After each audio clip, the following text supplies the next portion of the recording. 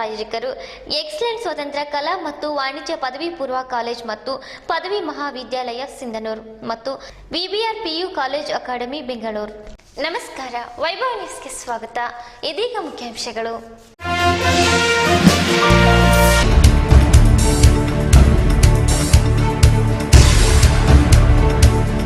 ಸಿಂಧನೂರಿನ ರಾಯಚೂರು ರಸ್ತೆಯಲ್ಲಿ ವ್ಯಕ್ತಿಯೋರ್ವನ ಬರ್ಬರ ಹತ್ಯೆ, ಆರೋಪಿಗಳ ಬಂಧನಕ್ಕೆ ಬಲೆ ಬೀಸಿದ ಪೊಲೀಸರು.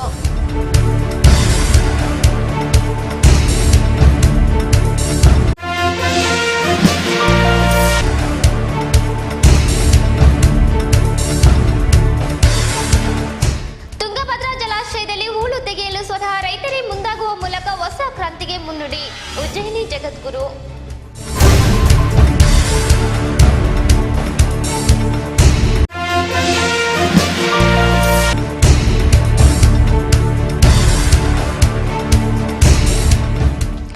ಅಕ್ಷರ ದಾಸೋಹ ಬಿಸಿಯೂಟ ನೌಕರರ ಸಂಘಟನೆಯಿಂದ ಮೇ 25ರಂದು ಜಿಲ್ಲಾ ಪಂಚಾಯತ್ಗೆ ಮುತ್ತಿಗೆ, ಶಿಕ್ಷಾ ಖಾತ್ರಿ.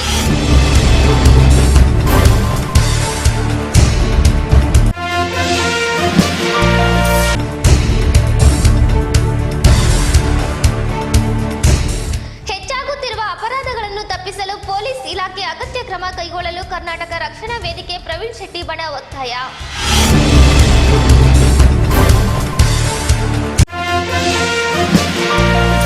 ವಾರ್ತೆಗಳ ವಿವರ.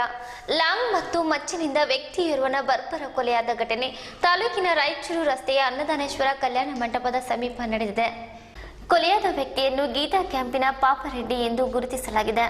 ಜಮೀನು ವಿವಾದಕ್ಕೆ ಸಂಬಂಧಿಸಿದಂತೆ ಕೊಲೆ ಮಾಡಿರುವ ಶಂಕೆ ವ್ಯಕ್ತವಾಗಿದೆ. ಹತ್ಯೆ ಮಾಡಲಾದ ಸ್ಥಳದಲ್ಲಿ ಮಚ್ಚು ಲಾಂಗು ಪತ್ತೆಯಾಗಿದ್ದು, ಈ ಕುರಿತು ಗ್ರಾಮೀಣ ಪೊಲೀಸ್ ಠಾಣೆಯಲ್ಲಿ ಪ್ರಕರಣ ದಾಖಲಾಗಿದೆ. ಪೊಲೀಸರು ಶ್ವಾನದಳದಿಂದ ಭೇಟಿ ನೀಡಿ ಪರಿಶೀಲನೆ ನಡೆಸಿದ್ದಾರೆ. ಜಗತ್ತಿನಲ್ಲಿ ಇಲ್ಲಿಯವರೆಗೆ ಜಲಾಶಯಗಳಲ್ಲಿ ತುಂಬಿರುವ ಹೂಳು ತೆಗೆದಿರುವ ಇತಿಹಾಸವಿಲ್ಲ. ತುಂಗಭದ್ರಾ ಜಲಾಶಯದಲ್ಲಿ ಹೂಳು ತೆಗೆಯಲು ಸ್ವತಃ ರೈತರೇ ಮುಂದಾಗುವ ಮೂಲಕ ಹೊಸ ಕ್ರಾಂತಿಗೆ ಮುನ್ನುಡಿ ಬರೆದಿದ್ದಾರೆ ಎಂದು ಉಜ್ಜಯಿನಿ ಪೀಠದ ಜಗದ್ಗುರು ಸಿದ್ಧಲಿಂಗ ರಾಜದೇಶಿ ಕೇಂದ್ರ ಶಿವಾಚಾರ್ಯ ಭಗವತ್ಪಾದರು ನುಡಿದರು.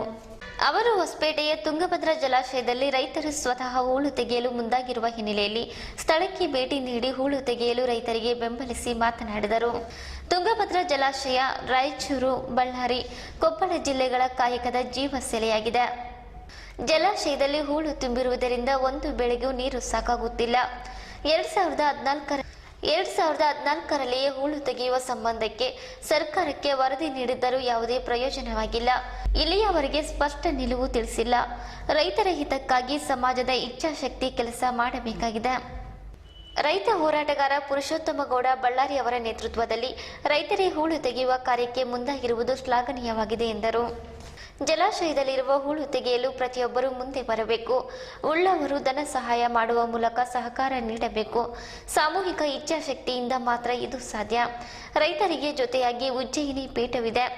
ನಾವು ಈಗಾಗಲೇ ರೈತರಲ್ಲಿ ಜಾಗೃತಿ ಮೂಡಿಸುವ ಕೆಲಸಕ್ಕೆ ಮುಂದಾಗಿದ್ದೇವೆ ಎಂದರು. ಯಾಂತ್ರೀಕೃತ ಬದುಕಿನಿಂದ ಯುವ ಸಮೂಹ ಕೃಷಿಯಿಂದ ವಿಮುಖವಾಗುತ್ತಿದೆ. ಕೃಷಿ ಕ್ಷೇತ್ರ ಉಳಿಸುವ ನಿಟ್ಟಿನಲ್ಲಿ 1ನೇ ತರಗತಿಯಿಂದ ಪಠ್ಯದಲ್ಲಿ ಕಡ್ಡಾಯವಾಗಿ ಕೃಷಿ ವ್ಯವಸಾಯ ಶಾಸ್ತ್ರ ಅಳವಡಿಸಲು ಸರ್ಕಾರಕ್ಕೆ ಪತ್ರ ಬರೆಯಲು ನಿರ್ಧರಿಸಿದ್ದು, ರೈತರು ಉಳಿಯಬೇಕು. ರೈತರಿಗಾಗಿ ವಿಶೇಷ ಪ್ಯಾಕೇಜ್ ಘೋಷಣೆ ಮಾಡಬೇಕು. ರೈತರ ಸಾಲ ಮನ್ನಾ ಮಾಡಬೇಕು. ಜಾತಿ ಹೊರತುಪಡಿಸಿ ಎಲ್ಲ ರೈತರಿಗೂ ಕೃಷಿ ಸಲಕರಣೆಗಳನ್ನು ವಿತರಿಸಬೇಕು. ಹೊಸ ಹಸಿರು ಕ್ರಾಂತಿ ಮಾಡಬೇಕು. ರೈತ ಸ್ವಾವಲಂಬಿಯಾಗಬೇಕು ಎಂದರು. ಇಲ್ಲಿ ಸಂಗ್ರಹಣಾ ಸಾಮರ್ಥ್ಯ ನಮ್ಮ ಜಿಲ್ಲೆಗೆ ಬಳಕೆ ಆಗುವಂಥದ್ದು ಕೊಪ್ಪಳ ಜಿಲ್ಲೆ ಇರಬಹುದು. ವಿಶೇಷ ಅಂದ್ರೆ ಅವತ್ತಿನ ಕಾಲಕ್ಕೆ ಈ ಅಣೆಕಟ್ಟು ಕಟ್ಟಿನ ಮೇಲೆ 5 ಕೋಟಿ ಜನ ಇವತ್ತು ನೀರು ಬಳಸ್ತಾ ಇದ್ದಾರೆ. 5 ಕೋಟಿ ಜನ, 2-3 ರಾಜ್ಯಗಳು ಸೇರಿ 5 ಕೋಟಿ ಜನರಿಗೆ ಇದೊಂದು ವರನದಿ, ವರದಾನ. ಇವತ್ತು ಸಿಂಧನೂರು, ಗಂಗಾವತಿ ಈ ಭಾಗ ಭತ್ತದ ಕಣಜ ಅನಿಸ್ಕೊಳ್ಳೋಕೆ ಏನು ಕಾರಣ ಅಂದ್ರೆ ಈ ತುಂಗಭದ್ರಾ ಜಲಾಶಯ ಅನ್ನುವಂಥ ಮಾತನ್ನ ಇಲ್ಲಿ ಬಹಳ ಆತ್ಮಪೂರ್ವಕವಾಗಿ ಒಪ್ಕೊಳ್ಳಬೇಕಾಗ್ತದೆ. ಆ ನಿಟ್ಟಿನೊಳಗೆ ನಮ್ಮ ದೇಶದ ಒಂದು ಘನತೆ ಅನ್ನುವಂಥ ಮಾತನ್ನು ಈ ಅಣೆಕಟ್ಟೆಗಳು ಹೇಳಬೇಕಾಗ್ತದೆ.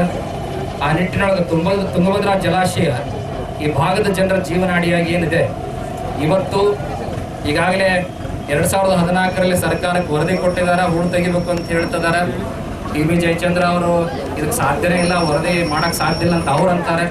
ಎಂ ಬಿ ಪಾಟೀಲ್ ಅವರು ಇದನ್ನ ಮಾಡಿದ್ದೀವಿ, ನಾವು ಈಗಾಗಲೇ ವರದಿ ಕೈ ಸೇರೈತೆ ಅಂತ ಹೇಳ್ತಾರೆ, ಮಾಡಿದ್ದೀವಿ ಅಂತ ಹೇಳ್ತಾರೆ. ಆದರೆ ಯಾವುದ್ರ ಬಗ್ಗೆನೂ ಅಧಿಕೃತವಾಗಿ ಇವತ್ತಿಗೆ ಸರ್ಕಾರ ಹೇಳಿಕೆ ಕೊಟ್ಟಿಲ್ಲ. ಈ ವಿಚಾರ ಹೇಳ್ತಾರೆ ಅಲ್ಲ, ಮತ್ತೊಂದು ಬ್ಯಾರೇಜ್ ನಿರ್ಮಾಣ ಮಾಡಬೇಕು ಅನ್ನೋದು ಇದೆಯೇ ಹೊರತು ಹೂಳು ತೆಗಿಬೇಕು ಅನ್ನುವಂಥದ್ರ ಬಗ್ಗೆ ಯಾವುದೇ ಡ್ರಾಪ್ ಆಗಿದೆ ಆಗಲಿ ಅಥವಾ MSc ಆಗಲಿ ಓದ್ತೀವಿ. ಒಂದು ವಿಚಾರ ಮಾಡ್ರಿ, ಎಲ್ಲಾರು ತಂದೆ ತಾಯಿಗಳು ನಮ್ಮ ಮಕ್ಕಳು ವಕೀಲರಾಗ್ಲಿ, ಡಾಕ್ಟರ್ ಆಗ್ಲಿ, ಇಂಜಿನಿಯರ್ ಆಗ್ಲಿ ಅಂತ ಬಯಸಿದ್ರೆ ದೇಶಕ್ಕೆ ಅನ್ನ ಕೊಡೋರು ಯಾರು? ರೈತ ಆಗೋರು ಯಾರು? ಎಲ್ಲಾರು ಪಟ್ಟಣಕ್ಕೆ ಬಂದ್ರೆ ಹಳ್ಳಿಲಿ ನೆಲೆಸೋರು ಯಾರು? ರೈತರ ಕೆಲಸ ಮಾಡೋರು ಯಾರು? ಅದಕ್ಕೆ ಸರ್ಕಾರಕ್ಕೆ ಒತ್ತಾಯ ಮಾಡೋದು ಈ ವೇದಿಕೆಯಿಂದ ಇದೇ ಜಲಾಶಯದಲ್ಲಿ ಕುತ್ಕೊಂಡು ಹೇಳಕತ್ತೀವಿ, ಅತ್ಯಂತ ಶೀಘ್ರವಾಗಿ 1ನೇ ಕ್ಲಾಸಿನಿಂದನೇ ರೈತ ಶಾಸ್ತ್ರ ಅಥವಾ ಕೃಷಿ ಶಾಸ್ತ್ರ ಅಥವಾ ವ್ಯವಸಾಯ ಶಾಸ್ತ್ರ ಅನ್ನುವಂಥ ಒಂದು ಪುಸ್ತಕವನ್ನು, ಒಂದು ವಿಷಯವನ್ನೇ, ಆ ಸಬ್ಜೆಕ್ಟನ್ನೇ ಕಡ್ಡಾಯ, ಮತ್ತೆ ಯಾರು ಐಚ್ಛಿಕ ಅಲ್ಲಿದ್ದು ಕಡ್ಡಾಯವಾಗಿ ಎಲ್ಲರೂ ಓದಲೇಬೇಕು. ಯಾಕೆ ಅಂತ ಕೇಳಿದ್ರೆ 100 ಮಕ್ಕಳಲ್ಲಿ 10 ಮಕ್ಕಳಾದ್ರೂ ರೈತರಾಗೋದಕ್ಕೆ ಇಚ್ಛೆ ಪಡ್ತಾರೆ. ಮುಂದೇನಾಗ್ತದಂದ್ರೆ ಭತ್ತನ ಒಂದೆಲ್ಲರೂ ಕೂಡ ಮ್ಯೂಸಿಯಂ ಅಲ್ಲಿಟ್ಟು ಪರಿಚಯ ಮಾಡುವಂತ ದಿನಗಳು ಬರ್ತಾವೆ, ಅಥವಾ ನಮ್ಮದೇ ಆಹಾರ ಧಾನ್ಯಗಳು ನಮಗೆ ಬೇರೆ ದೇಶಗಳಿಂದ ಆಮದು ಮಾಡಿಕೊಳ್ಳುವಂತ ಪರಿಸ್ಥಿತಿ ಬರ್ತದೆ. ಅದಕ್ಕೆ ಸರ್ಕಾರಗಳು ಈ ನಿಟ್ಟಿನೊಳಗೆ ಯೋಚನೆ ಮಾಡಬೇಕು. ರೈತರಿಗೆ ವಿಶೇಷ ಪ್ಯಾಕೇಜ್ ಅನ್ನು ಘೋಷಣೆ ಮಾಡಬೇಕು. ಅವ್ರಿಗಿರುವಂತ ಎಲ್ಲ ಸಾಲಗಳನ್ನ ಮನ್ನಾ ಮಾಡುವಂತ ವ್ಯವಸ್ಥೆ ಮಾಡಬೇಕು. ವಿಶೇಷವಾಗಿ ಉಪಕರಣಗಳನ್ನು ಇಂಥ ಜಾತಿ ಜನಾಂಗದವರು ಅನ್ನೋದಕ್ಕಿಂತ ಮಿಗಿಲಾಗಿ ಆ ರೈತರೊಳಗ ಯಾರು ಸಣ್ಣ ಮತ್ತು ಮಧ್ಯಮ ರೈತರಿದ್ದಾರೆ ಅವ್ರಿಗೆ ಉಚಿತವಾಗಿ ಉಪಕರಣಗಳನ್ನು ಒದಗಿಸುವಂತ ವ್ಯವಸ್ಥೆ ಮಾಡಬೇಕು. ಈ ಸಂದರ್ಭದಲ್ಲಿ MSILನ ಅಧ್ಯಕ್ಷ ಶಾಸಕ ಹಂಪನಗೌಡ ಬಾದರ್ಲಿ, ಆಂಧ್ರ ಪ್ರದೇಶದ ರಾಯದುರ್ಗದ ಮಾಜಿ ಶಾಸಕ ರಾಮಚಂದ್ರ ರೆಡ್ಡಿ ಹೂಳು ತೆಗೆಯುವ ಕೆಲಸಕ್ಕೆ ತಲಾ 25,000 ರೂಪಾಯಿಗಳು ದೇಣಿಗೆ ನೀಡಿದರು. ಹಂಪನಗೌಡ ಸಾಹೇಬರು ಸಹ 25,000 ರೂಪಾಯಿಯನ್ನ ತುಂಗಭದ್ರಾ ಹೂಳಿನ ಜಾತ್ರೆಗೆ ಕಾಣಿಕೆಯಾಗಿ ಕೊಡ್ತಾ ಇದ್ದಾರೆ. ಅವರಿಬ್ಬರಿಗೂ ಸಹ ಅನಂತರಂತ ಅಭಿನಂದನೆಗಳನ್ನ ರೈತರ ವತಿಯಿಂದ ಸಲ್ಲಿಸಲಿಕ್ಕೆ ಇಚ್ಛೆ ಪಡ್ತಾರೆ.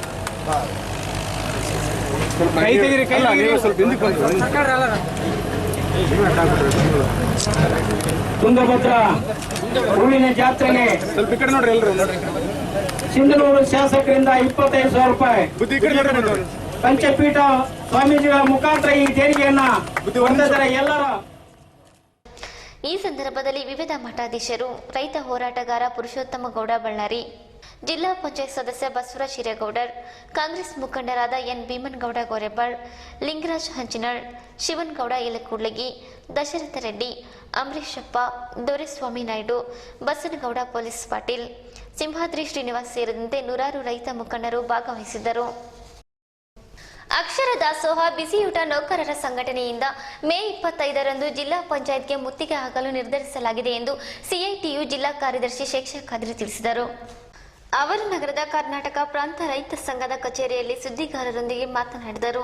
ಅಕ್ಷರ ದಾಸೋಹ ಯೋಜನೆಯಿಂದ ಶಾಲಾ ಕಾಲೇಜುಗಳಲ್ಲಿ ಏನೆಲ್ಲ ಅಭಿವೃದ್ಧಿಯಾಗಿದೆ ಮತ್ತು ಬದಲಾವಣೆಯಾಗಿರುವುದು ಸರ್ಕಾರದ ಅಂಶಗಳು ಸ್ಪಷ್ಟಪಡಿಸಿವೆ.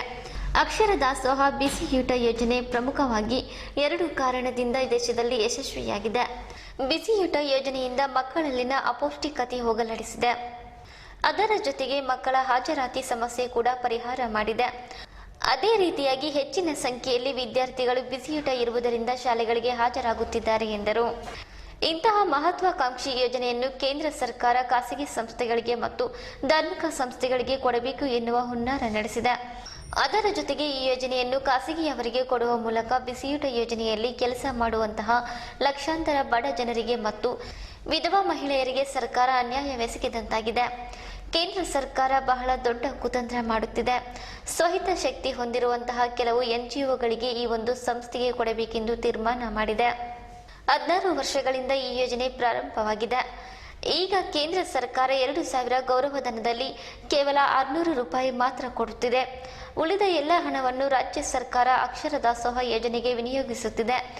ಈ ಯೋಜನೆಯನ್ನು ಖಾಸಗಿಯವರಿಗೆ ಕೊಡುವುದನ್ನು ನಮ್ಮ ಸಂಘಟನೆ ತೀವ್ರವಾಗಿ ಖಂಡಿಸಿ ಹೋರಾಟ ಹಮ್ಮಿಕೊಳ್ಳಲು ನಿರ್ಧರಿಸಲಾಗಿದೆ ಎಂದರು. ಅಕ್ಷರ ದಾಸೋಹ ಬಿಸಿಯೂಟ ಯೋಜನೆ ಪ್ರಮುಖವಾಗಿ 2 ಕಾರಣದಿಂದ ಇವತ್ತು ನಮ್ಮ ದೇಶದಲ್ಲಿ ಯಶಸ್ವಿಯಾಗ್ಯದ ಮತ್ತು ರಾಜ್ಯದಲ್ಲಿಯೂ ಸಹಿತ ಯಶಸ್ವಿ ಆಗ್ಯದ ಅನ್ನೋದನ್ನು ಸರ್ಕಾರ ಈಗಾಗಲೇ ಒಪ್ಪಿಕೊಂಡದ. ಒಂದು, ಬಿಸಿ ಊಟ ಯೋಜನೆಯಿಂದ ಮಕ್ಕಳಲ್ಲಿರ್ತಕ್ಕಂಥ ಅಪೌಷ್ಟಿಕತೆ ಹೋಗ್ಲಾಡ್ಸೋದಕ್ಕೆ ಸಾಧ್ಯತೆ ಆಗ್ಯದ. ಅದ್ರ ಜೊತೆಗೆ ಹಾಜರಾತಿ ಸಮಸ್ಯೆ ಕೂಡ ಪರಿಹಾರ ಆಗ್ಯದ ಮತ್ತು ಹೆಚ್ಚಿನ ಸಂಖ್ಯೆಯಲ್ಲಿ ವಿದ್ಯಾರ್ಥಿಗಳು ಇವತ್ತು ಬಿಸಿ ಊಟ ಇರೋದ್ರಿಂದನೇ ಸ್ಕೂಲ್ಗಳಿಗೆ ಅಟೆಂಡ್ ಆಗ್ತಾರ ಅನ್ನುವಂಥದ್ದನ್ನು ಅಟೆಂಡೆನ್ಸ್ ಮೂಲಕ ಇವತ್ತು ಗೊತ್ತಾಗ್ಯದ. ಆದರೆ ಇಂಥ ಒಂದು ಮಹತ್ವಾಕಾಂಕ್ಷೆಯ ಯೋಜನೆಯನ್ನು ಕೇಂದ್ರ ಸರ್ಕಾರ ಇವತ್ತು ಖಾಸಗಿ ಸಂಸ್ಥೆಗಳಿಗೆ, ಧಾರ್ಮಿಕ ಸಂಸ್ಥೆಗಳಿಗೆ ಕೊಡಬೇಕು ಅನ್ನುವಂತಹ ಒಂದು ಹುನ್ನಾರ ಈಗಾಗಲೇ ನಡೆದದ. ಅದರ ಜೊತೆಗೆ ಈ ಒಂದು ಯೋಜನೆಯನ್ನು ಖಾಸಗಿಯವರಿಗೆ ಕೊಡೋದ್ರ ಮೂಲಕ ಲಕ್ಷಾಂತರ ಬಿಸಿ ಊಟ ಯೋಜನೆಯಲ್ಲಿ ಕೆಲಸ ಮಾಡ್ತಕ್ಕಂಥ ಬಡ ಮತ್ತು ವಿಧವಾ ಮಹಿಳೆಯರಿಗೆ ಸರ್ಕಾರ ಒಂದು ಅನ್ಯಾಯ ಮಾಡುವಂಥ ಒಂದು ಪ್ರಯತ್ನ ಸಹಿತ ನಡೆದದ. ಮತ್ತು ಈಗಾಗಲೇ ಕೇವಲ 2,000 ರೂಪಾಯಿಯಲ್ಲಿ ಇವತ್ತು ಅಕ್ಷರದಾಸೋಹ ನೌಕರರು ತಮ್ಮ ವೃತ್ತಿಯನ್ನು ಮಾಡಕತ್ತಾರ. ಇಷ್ಟೆಲ್ಲ ಕಡಿಮೆ ವೇತನದಲ್ಲಿ ಗೌರವಧನದಲ್ಲಿ ಕೆಲಸ ಮಾಡಿದರೂ ಕೂಡ ಸರ್ಕಾರ ಇವತ್ತು ಖಾಸಗಿ ಸಂಸ್ಥೆಗಳಿಗೆ ಕೊಡೋದ್ರ ಮೂಲಕ ಈ ಒಂದು ಯೋಜನೆಯಲ್ಲಿ ಕೆಲವು ಕಾರ್ಪೊರೇಟ್ ಕಂಪನಿಗಳಿಗೆ ಲಾಭ ಮಾಡಿಕೊಡುವಂಥ ಒಂದು ಹುನ್ನಾರ ನಡೆದದ. ಇದರಲ್ಲಿ ಪ್ರಮುಖವಾಗಿ ಕೇಂದ್ರ ಸರ್ಕಾರ ಬಹಳ ದೊಡ್ಡ ಕುತಂತ್ರವನ್ನು ಮಾಡಕತ್ತದ. ತನ್ನದೇ ಆಗಿರುವಂತಹ ಸ್ವಹಿತಾಸಕ್ತಿ ಹೊಂದಿರುವಂತಹ ಕೆಲವು NGOಗಳಿಗೆ ಈ ಒಂದು ಸಂಸ್ಥೆಯನ್ನು ಕೊಡಬೇಕು ಅಂತೇಳಿ ತೀರ್ಮಾನ ಮಾಡ್ಯದ. ಸುಮಾರು 16 ವರ್ಷದಿಂದ ಈ ಯೋಜನೆ ಪ್ರಾರಂಭ ಆದಮೇಲೆ ಈಗ 2,000 ಗೌರವಧನದಲ್ಲಿ ಕೇಂದ್ರ ಸರ್ಕಾರ ಕೇವಲ 600 ರೂಪಾಯಿ ಮಾತ್ರ ಇವತ್ತು ಕೊಡಕತ್ತದ. ಉಳಿದಂಥ ಎಲ್ಲ ಹಣವನ್ನು ರಾಜ್ಯ ಸರ್ಕಾರ ಇವತ್ತು ಅಕ್ಷರದಾಸೋಹ ಯೋಜನೆಗೆ ವಿನಿಯೋಗಿಸಕತ್ತದ. ಆದರೆ ಇಲ್ಲಿ ಪ್ರಮುಖವಾಗಿ ಕೇಂದ್ರ ಸರ್ಕಾರ ಇದನ್ನು ಖಾಸಗಿಯವರಿಗೆ ಕೊಡೋದನ್ನು ನಮ್ಮ ಸಂಘಟನೆ ಭಾಳ ತೀವ್ರವಾಗಿ ಖಂಡನೆ ಮಾಡೋದ್ರ ಜೊತೆಗೆ ಇಂಥ ಒಂದು ಮಹತ್ವಾಕಾಂಕ್ಷೆಯ ಯೋಜನೆ ಕೇವಲ ಬಿಸಿ ಊಟ ನೌಕರರಿಗೆ ಮಾತ್ರ ಅಲ್ಲ, ಈ ಒಂದು ಯೋಜನೆಯ ಫಲಾನುಭವಿಗಳಾದಂಥ ಬಡ ಮಕ್ಕಳಿಗೆ ಇದರಿಂದ ಭಾಳಷ್ಟು ಉಪಯೋಗ ಆಗ್ತದೆ. ಹೀಗಾಗಿ 25ನೇ ತಾರೀಕಿಗೆ ಇಡೀ ಕರ್ನಾಟಕ ರಾಜ್ಯದಲ್ಲಿ ಅಕ್ಷರದಾಸೋಹ ಬಿಸಿ ಊಟ ನೌಕರರು ಇದನ್ನು ಖಾಸಗೀಕರಣ ಮಾಡಬಾರ್ದು ಮತ್ತು ಕನಿಷ್ಠ ವೇತನ ಕೊಡಬೇಕು ಮತ್ತು ಬಿಸಿ ಊಟ ನೌಕರರನ್ನು ಡಿ ಗ್ರೂಪ್ ನೌಕರರು ಅಂತೇಳಿ ಪರಿಗಣನೆ ಮಾಡಿ. ಈ ಸಂದರ್ಭದಲ್ಲಿ ರೇಣುಕಮ್ಮ, ಶಾರದಾ, ಶರಣಮ್ಮ ಪಾಟೀಲ್, ಮೈಬೂಬಿ ಸೇರಿದಂತೆ ಇನ್ನಿತರರು ಉಪಸ್ಥಿತರಿದ್ದರು. ಈಗ ಚಿಕ್ಕದೊಂದು ವಿರಾಮ.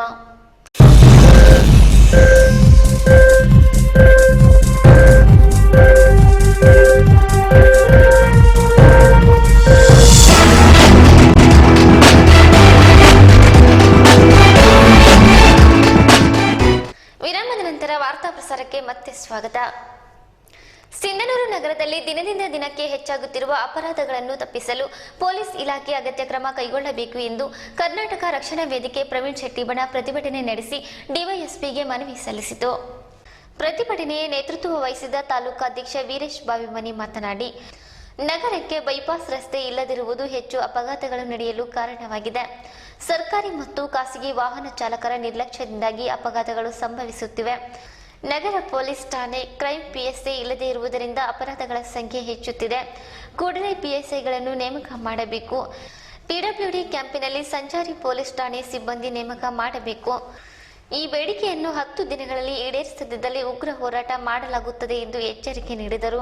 ವೇದಿಕೆ ಪ್ರವೀಣ್ ಶೆಟ್ಟಿಬಣ ವತಿಯಿಂದ ಮಾನ್ಯ DYSP ಅವರ ಮುಖಾಂತರ IG ಸಾಹೇಬರಿಗೆ ಈ ಒಂದು ಮನವಿ ಪತ್ರವನ್ನು ಸಲ್ಲಿಸಿದ್ದೇವೆ. ಮನವಿ ಪತ್ರ ಏನಂದರೆ ನಗರ ಪೊಲೀಸ್ ಠಾಣೆ PSI ಅವರನ್ನು ನಿಯೋಜನೆ ಮಾಡಿರಿ ಮತ್ತು ನಗರದ ಕ್ರೈಮ್ PSI ಅವರನ್ನು ನಿಯೋಜನೆ ಮಾಡಿರಿ ಅಂತೇಳಿ ಮಾನ್ಯ DYSP ಸಾಹೇಬರು ನಮ್ಮ ಮನೆಗೆ ಸ್ಪಂದನೆ ಮಾಡಿದ್ದು.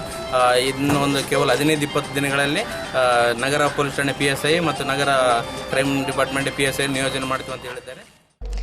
ಮನವಿ ಸ್ವೀಕರಿಸಿದ ಡಿವೈಎಸ್ಪಿ ಶ್ರೀಧರ್ ಮಾಳಿಗೇರ್ ಮಾತನಾಡಿ, ಹಿರಿಯ ಅಧಿಕಾರಿಗಳೊಂದಿಗೆ ಚರ್ಚಿಸಿ ಸಂಘಟನೆಯ ಬೇಡಿಕೆಗಳನ್ನು ಈಡೇರಿಸಲು ಕ್ರಮ ಕೈಗೊಳ್ಳಲಾಗುವುದು ಎಂದರು. ಕರ್ನಾಟಕ ರಕ್ಷಣಾ ವೇದಿಕೆ ಸಿಂಧನೂರು ಇದರ ಪ್ರವೀಣ್ ಶೆಟ್ಟಿ ಬಣದ ವೀರೇಶ್ ಬಾವಿಮನಿಯವರ ಅಧ್ಯಕ್ಷತೆಯಲ್ಲಿ ಸುಮಾರು ಒಂದು 15-20 ಜನ ಟೌನ್ PSIಗೆ ಅಪಾಯಿಂಟ್ಮೆಂಟ್ ಮಾಡಬೇಕಂತ ಒಂದು ಅರ್ಜಿ ಕೊಟ್ಟಿದ್ದಾರೆ. ಅವರು ಕೇಳೋ ಇದು ಸೂಕ್ತ ಇದೆ. ಸುಮಾರು 4-5 ತಿಂಗಳಿಂದ PSI ಖಾಲಿದು ಪ್ರಮೋಷನ್ ಆಗಿ ಹೋಗಿದ್ದಾರೆ. ಅದಕ್ಕೋಸ್ಕರ ಖಾಲಿ ಇದೆ. ಅದಕ್ಕೆ ಈಗಾಗಲೇ ನಾವು SP ಸಾಹೇಬ್ರ ಮುಖಾಂತರ DV ಸಾಹೇಬ್ರಿಗೆ ಕೂಡ ನಾವು ವಿನಂತಿ ಮಾಡಿದ್ದೇವೆ. ಇದು ಹೆವಿ ಸಿಟಿ ಆಗಿರೋದ್ರಿಂದ ಮತ್ತು ಇಲ್ಲಿ ಅಫೆನ್ಸ್ ಜಾಸ್ತಿ ಆಗೋದ್ರಿಂದ PSI ಅವಶ್ಯಕತೆ ಇದೆ ಅಂತ ಈಗಾಗಲೇ ನಾವು ಕೇಳಿದ್ದೇವೆ. ಇನ್ನೊಂದು 15-20 ತಿಂಗಳಲ್ಲಿ PSIಯನ್ನು ಇಲ್ಲಿ ಪೋಸ್ಟಿಂಗ್ ಮಾಡ್ತಾರೆ. ಈ ಸಂದರ್ಭದಲ್ಲಿ ತಾಲೂಕಾ ಉಪಾಧ್ಯಕ್ಷ ಸಂಗಮೇಶ್ ಹಿರೇಮಠ್, ಕಾರ್ಯದರ್ಶಿ ಅಮರೇಶ್ ಅರೆನಾಡು, ಹನುಮೇಶ್, ಪ್ರದೀಪ್, ಶೆಬ್ಬರ್, ಶರಣಬಸವ ಜಗಳಗೇರ, ಪ್ರವೀಣ್ ಕುಮಾರ್, ಹುಸೇನಪ್ಪ, ಮುದಿಯಪ್ಪ, ಪುನೀತ್, ನವೀನ್ ಸೇರಿದಂತೆ ಇನ್ನಿತರರು ಉಪಸ್ಥಿತರಿದ್ದರು. ಸಾಲಬಾಧೆ ತಾಳದೆ ರೈತನೋರ್ವ ವಿಷ ಕುಡಿದು ಆತ್ಮಹತ್ಯೆ ಮಾಡಿಕೊಂಡ ಘಟನೆ ಸಿಂಧನೂರು ತಾಲೂಕಿನ ರಾಮತ್ನಾಳ್ ಗ್ರಾಮದಲ್ಲಿ ಜರುಗಿದೆ. ಬೆಟ್ಟಪ್ಪ ಆತ್ಮಹತ್ಯೆ ಮಾಡಿಕೊಂಡ ರೈತ 1 ಎಕರೆ ಸ್ವಂತ ಹೊಲ ಹೊಂದಿದ್ದು ಬಳಗಾನೂರು ಪ್ರಾಥಮಿಕ ಕೃಷಿ ಪತ್ತಿನ ಸಹಕಾರ ಸಂಘದಲ್ಲಿ ಹಾಗೂ ಖಾಸಗಿಯಾಗಿ 4 ಲಕ್ಷ ರೂಪಾಯಿ ಸಾಲ ಮಾಡಿಕೊಂಡಿದ್ದಾನೆ. ಬೆಳೆ ಹಾನಿಗಾಗಿ ಸಾಲ ತೀರಿಸಲಾಗದೆ ಆತ್ಮಹತ್ಯೆಗೆ ಶರಣಾಗಿದ್ದಾನೆ ಎಂದು ತಿಳಿದು ಬಂದಿದೆ. ಈ ಕುರಿತು ಬಳಗಾನೂರು ಪೊಲೀಸ್ ಠಾಣೆಯಲ್ಲಿ ಪ್ರಕರಣ ದಾಖಲಾಗಿದೆ. ಶಿಕ್ಷಣದಿಂದ ಯಾವುದೇ ಮಕ್ಕಳನ್ನು ವಂಚಿಸಬೇಡಿ. 5 ವರ್ಷ 10 ತಿಂಗಳು ತುಂಬಿದ ಮಕ್ಕಳನ್ನು ಕಡ್ಡಾಯವಾಗಿ ಶಾಲೆಗೆ ದಾಖಲಿಸಿ ಉತ್ತಮ ಶಿಕ್ಷಣಕ್ಕೆ ನೆರವಾಗಿ ಎಂದು ಪಗಡದಿನ್ನಿ ವಲಯದ ಸಿಆರ್ಪಿ ಕೊಟ್ರೇಶ್ ಬಿ ಹೇಳಿದರು. ಅವರು ತಾಲೂಕಿನ ಪಗಡದಿನ್ನಿ ವಲಯದ ತಿಪ್ಪನಹಟ್ಟಿ ಗ್ರಾಮದಲ್ಲಿ ಸರ್ಕಾರಿ ಹಿರಿಯ ಪ್ರಾಥಮಿಕ ಶಾಲೆಯ ವತಿಯಿಂದ ಹಮ್ಮಿಕೊಂಡಿದ್ದ ವಿಶೇಷ ದಾಖಲಾತಿ ಆಂದೋಲನ 2017-18 ನಿಮಿತ್ತ ಹಮ್ಮಿಕೊಂಡಿದ್ದ ಎತ್ತಿನ ಬಂಡಿ ಜಾಥಾವನ್ನು ಉದ್ಘಾಟಿಸಿ ಮಾತನಾಡಿದರು. ಶಿಕ್ಷಣ ಮಕ್ಕಳ ಹಕ್ಕು ಕಾಯ್ದೆಯ ಅನುಷ್ಠಾನ ನಮ್ಮೆಲ್ಲರ ಜವಾಬ್ದಾರಿಯಾಗಿದೆ. ಪ್ರತಿಯೊಬ್ಬ ತಂದೆ ತಾಯಿಗಳು ತಮ್ಮ ಮಕ್ಕಳನ್ನು ಶಾಲೆಗೆ ದಾಖಲಿಸಿ ಅವರ ಶಿಕ್ಷಣಕ್ಕೆ ನೆರವಾಗಬೇಕು. ಸರ್ಕಾರ ಉಚಿತವಾಗಿ ಸರ್ಕಾರಿ ಶಾಲೆಗಳಲ್ಲಿ ಮಕ್ಕಳಿಗೆ ಬಿಸಿಯೂಟ, ಹಾಲು, ಪಠ್ಯಪುಸ್ತಕ, ಸಮವಸ್ತ್ರ, ಸೈಕಲ್, 1 ಜೊತೆ ಶೂ ವಿತರಿಸುತ್ತಿದೆ. ಇದರ ಉಪಯೋಗ ಪಡೆದುಕೊಂಡು ಪೋಷಕರು ಶಿಕ್ಷಣ ಇಲಾಖೆಯ ಜೊತೆ ಸಹಕಾರದಿಂದ ತಮ್ಮ ಗ್ರಾಮಗಳಲ್ಲಿ ಶಿಕ್ಷಣದ ಅಭಿವೃದ್ಧಿ ಸಾಧಿಸಬೇಕು. ಯಾವುದೇ ಕಾರಣಕ್ಕೂ ಮಕ್ಕಳು ಶಾಲೆಯಿಂದ ಹೊರಗುಳಿಯದಂತೆ ನೋಡಿಕೊಳ್ಳುವುದು ಸಮುದಾಯದ ಜವಾಬ್ದಾರಿಯಾಗಿದೆ ಎಂದರು. ವಿಶೇಷ ದಾಖಲಾತಿ ಆಂದೋಲನದ ಸಂದೇಶ ಹೊತ್ತ ಎತ್ತಿನ ಬಂಡಿಯ ಜಾಥಾವು ಗ್ರಾಮದ ಪ್ರಮುಖ ಬೀದಿಗಳಲ್ಲಿ ಸಂಚರಿಸಿ ಶಿಕ್ಷಣದ ಸಂದೇಶವನ್ನು ಸಾರಿತು.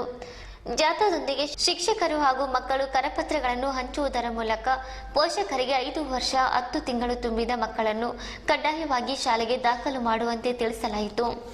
ಈ ಕಾರ್ಯಕ್ರಮದಲ್ಲಿ ತಿಪ್ಪನಹಟ್ಟಿ ಶಾಲೆಯ ಮುಖ್ಯ ಗುರು ಅಮೃತರಾವ್, ಶಿಕ್ಷಕರಾದ ಬಸವರಾಜ್ ಜಾಡರ್, ಗ್ರಾಮ ಪಂಚಾಯತ್ ಸದಸ್ಯರಾದ ಶಿವನಗೌಡ, ಮಲ್ಲಪ್ಪ ಮಾಜಿ, ಹುಸೇನ್ ಪೀರ್ಸಾಬ್, ಯಮನಪ್ಪ, ರಾಜಾ ಸಾಬ್ ಅಂಗಡಿ, ಶಿವಯ್ಯ ಸ್ವಾಮಿ, ಉಪ್ಪಳಪ್ಪ ಸೇರಿದಂತೆ ಶಾಲೆಯ ಮಕ್ಕಳು ಹಾಗೂ ಸ್ತ್ರೀ ಶಕ್ತಿ ಗುಂಪಿನ ಸದಸ್ಯರು ಭಾಗವಹಿಸಿದ್ದರು. ಆಶಾ ಕಾರ್ಯಕರ್ತೆಯರ ಮೇಲೆ ಸ್ಪೆಷಲ್ ಹೀಟರ್ ಎಂದು ಮೇಲುಸ್ತುವಾರಿ ಮಾಡುತ್ತಿರುವ ಕಾರ್ಯಕರ್ತೆಯರು ತಮಗೆ ನೀಡುತ್ತಿರುವ ಕಿರುಕುಳ ತಪ್ಪಿಸುವಂತೆ ಒತ್ತಾಯಿಸಿ ಆಶಾ ಕಾರ್ಯಕರ್ತೆಯರು ತಾಲೂಕಾ ಆರೋಗ್ಯಾಧಿಕಾರಿಗೆ ಮನವಿ ಸಲ್ಲಿಸಿದರು.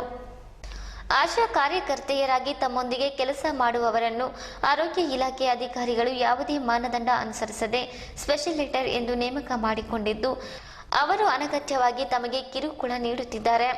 ಪ್ರತಿ ತಿಂಗಳು ಹಣ ಕೊಡುವಂತೆ ಒತ್ತಾಯಿಸುತ್ತಿದ್ದಾರೆಂದು ಆರೋಪಿಸಿದರು. ಆರೋಗ್ಯ ಇಲಾಖೆ ಮೇಲುಸ್ತುವಾರಿ ನೋಡಿಕೊಳ್ಳುವ ಕಾರ್ಯವನ್ನು ವಹಿಸಿದೆ. ಆದರೆ ಅವರು ತಮ್ಮ ಕರ್ತವ್ಯ ನಿರ್ವಹಿಸದೆ ತಮ್ಮ ನಿವಾಸಕ್ಕೆ ಬಂದು ಆಶಾ ಡೈರಿಯಲ್ಲಿ ಸಹಿ ಮಾಡಿಸಿಕೊಂಡು ಹೋಗುವಂತೆ ದೌರ್ಜನ್ಯ ಮಾಡುತ್ತಿದ್ದಾರೆ.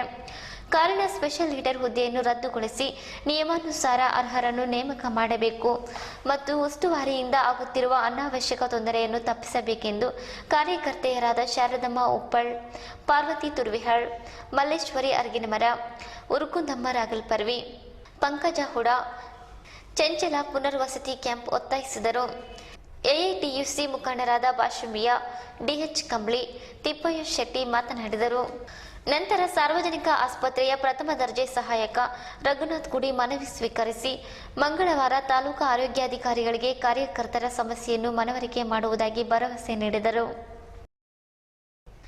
ಪ್ರತಿಯೊಬ್ಬರು ತ್ಯಾಜ್ಯ ವಸ್ತುಗಳನ್ನು ಸಮರ್ಪಕವಾಗಿ ವಿಲೇವಾರಿ ಮಾಡಿದರೆ ಡೆಂಗ್ಯೂ ಹಾಗೂ ಸೊಳ್ಳೆಯಿಂದ ಹರಡುವ ಮತ್ತಿತರ ಸಾಂಕ್ರಾಮಿಕ ರೋಗಗಳನ್ನು ನಿಯಂತ್ರಿಸಬಹುದು ಎಂದು ಜಿಲ್ಲಾ ಮಲೇರಿಯಾ ನಿಯಂತ್ರಣಾಧಿಕಾರಿ ಹಾಗೂ ತಾಲೂಕಾ ನೋಡಲ್ ಅಧಿಕಾರಿ ಡಾಕ್ಟರ್ ಸುರೇಂದ್ರ ಬಾಬು ಹೇಳಿದರು.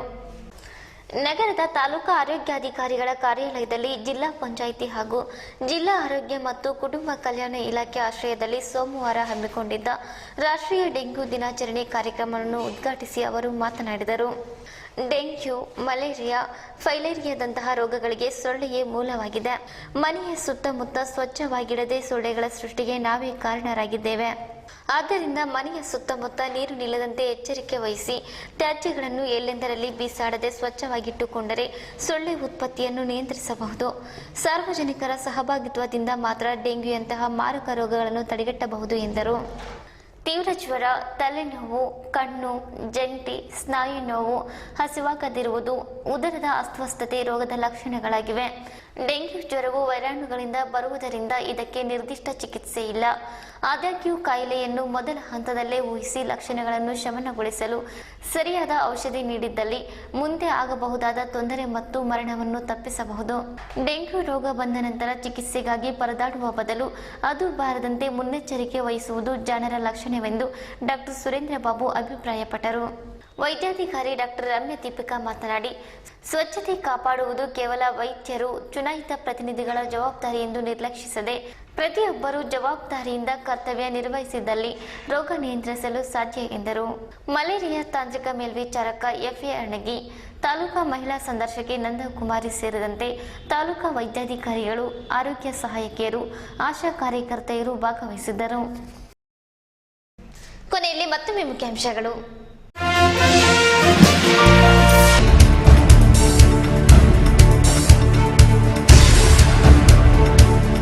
ಸಿಂಧನೂರಿನ ರಾಯಚೂರು ರಸ್ತೆಯಲ್ಲಿ ವ್ಯಕ್ತಿಯೋರ್ವನ ಬರ್ಬರ ಹತ್ಯೆ, ಆರೋಪಿಗಳ ಬಂಧನಕ್ಕೆ ಬಲೆ ಬೀಸಿದ ಪೊಲೀಸರು.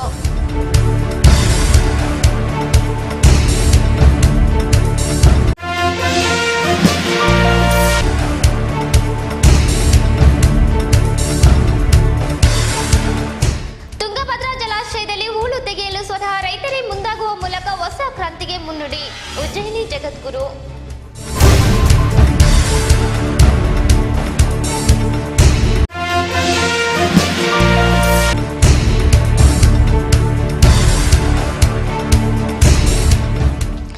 ಅಕ್ಷರ ದಾಸೋಹ ಬಿಸಿಯೂಟ ನೌಕರರ ಸಂಘಟನೆಯಿಂದ ಮೇ 25ರಂದು ಜಿಲ್ಲಾ ಪಂಚಾಯತ್ಗೆ ಮುತ್ತಿಗೆ, ಶಿಕ್ಷಾ ಖಾತ್ರಿ.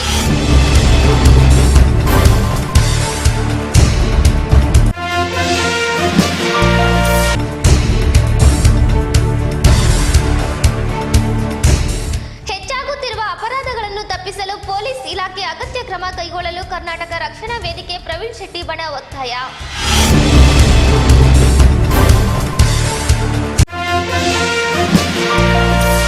ಇಲ್ಲಿಗೆ ಇಂದಿನ ವಾರ್ತಾ ಪ್ರಸಾರ ಮುಕ್ತಾಯವಾಯಿತು. ನಿರಂತರವಾಗಿ ವೀಕ್ಷಿಸಿ ವೈಭವ ಟಿವಿ. ವಂದನೆಗಳೊಂದಿಗೆ ದೇವಿಕಾ ಚನ್ನಬಸವ.